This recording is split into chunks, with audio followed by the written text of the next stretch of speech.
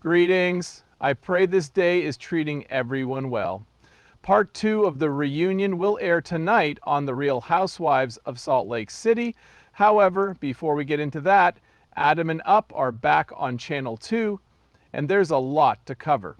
We haven't shared any good news regarding the Chrisleys for quite some time, and I must say, it's been quite a while. I want to make sure everyone is on the same page with how this works before we begin. So long as you don't, a note is always welcome. If you are not already enrolled, please do so. Please be mindful that you need to depress that bell.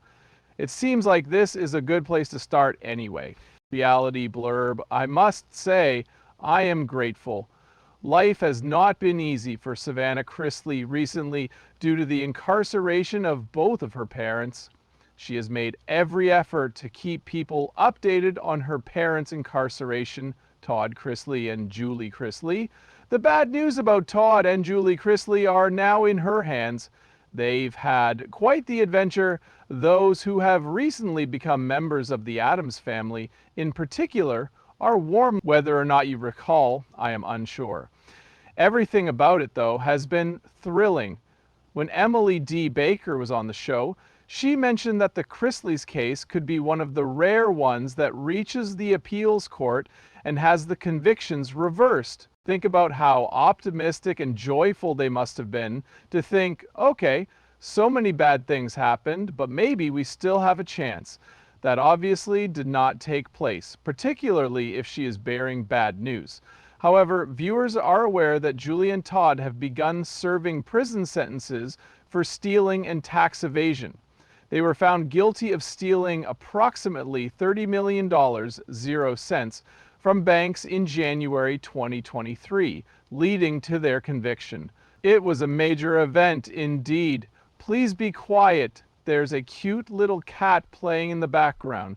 Whether or not you recall, I am unsure. Unless extraordinary circumstances arise, he will remain incarcerated until 2033, while Julie will remain there until 2028. Well, this is absolutely incredible. Savannah reportedly discussed her father on her Unlocked show not long ago, according to the Daily Mail. She mentioned that her dad would soon be moving because the facility he was living in was closing, which was one of the most significant things she said. Unfortunately, Savannah has no idea where he will wind up. According to her, before I end, there's one more thing I want to talk about. Because I posted it on social media, Dad's facility is closing down. Given that, the following inquiry arises. If it's shutting down, where does he go? But now that he's linked to that center, it's terrifying for her and her family. Behind the scenes, they have written and spoken about mold, terrible living conditions, extremely hot summers and cold nights, a lack of air conditioning or heat, and a lot more. Why they would be sad about its closure is beyond me. The past few days have been absolutely surreal. However, we have previously covered this extensively. But hold on a second, we haven't finished yet. Savannah continued by saying that FBC Pensacola has decided to stop operations. It makes me feel sad. I'm glad it's closing down because no one should have to live in or be treated in that way at that facility. Because I have no idea what will happen to him after this, I'm sad that it's ending. They remain mum on their intended placement for him. Furthermore, she elaborated on the rumored goings-on regarding her father's detention in a Florida prison. Additionally, she mentioned that an employee who harbors animosity towards her dad has threatened to relocate him to a remote part of New York, making it difficult for his family to visit. I hope and pray that this doesn't happen, because that is just revenge, and I won't stand for it, said the woman. Yeah, I totally get that. Well, Adam, they're in prison. Like, sorry, that's what happens. This happens after a few of these discussions. A prison sentence awaits those who disobey the law. What happens is this. Okay, I see. Oh no, that's not going to be an issue, some folks say. You're merely attempting to serve your sentence while incarcerated. Yes, I understand. Regarding this, I can understand arguments on both sides. However, we are far from finished. According to her, it is against the law for a prison to be more than 500 miles away from your home. Following that, she expressed her sincere desire for them to adhere to that regulation. You all know that I will fight them to the death if they do not. Additionally, it appears that she is fighting to prevent the demolition of the prison where Todd is currently detained in order to collect evidence of her father's mistreatment. However, the facility is closing down and it will be torn down, the irate daughter continued. I will stop at nothing to put an end to that. That's not going to happen, I informed her firmly. That was my end goal, but it won't be my end goal until I get all the paperwork I need. Furthermore, I require conclusive evidence in the form of an exhaustive examination of the structure and its immediate vicinity. She emphasized the importance of knowing the numbers and the water supply. The amount of lead-based paint must be determined.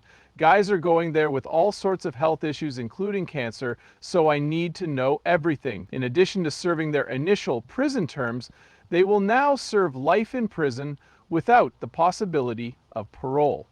I need to collect all the evidence these men need to file a case, or a class action lawsuit as they may choose, in order for this to happen. That is why I will do my best to prevent it from falling. Not knowing Dad's destination is the hardest part.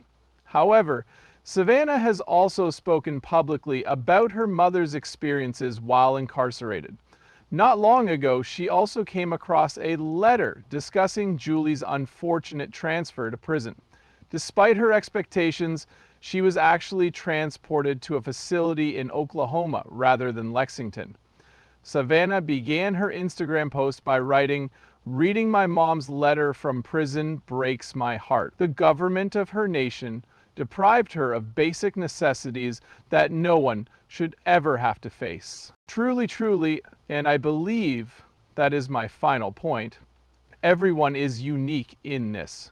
This time around, I can get behind Savannah's goals. Savannah looks at her parents as if they don't belong there because of this.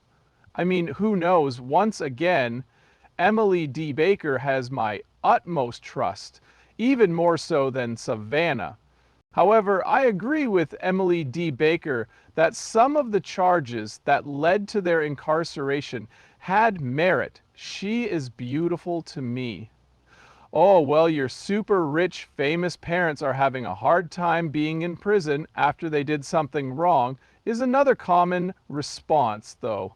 When you consider that, it's mind-boggling. What are your thoughts on that? I am uncertain. I suppose my next question is this.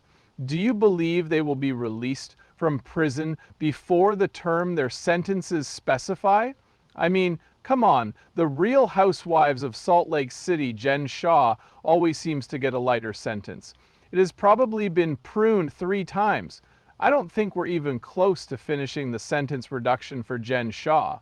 Almost 2 years. The fact that she was sent to federal prison Camp Bryan, Texas, where she had access to incentive programs that could reduce her sentence, including anger management, rehabilitation, and educational programs, makes me think they will keep cutting her sentence. It is precisely that which is transpiring. How are Todd and Julie getting along? I'm uncertain. Please tell me what you think, guys. Feel free to leave a comment. If you are not already enrolled, please do so. Before we meet again, make sure to ring the bell. Both of you mean the world to me. Leave it.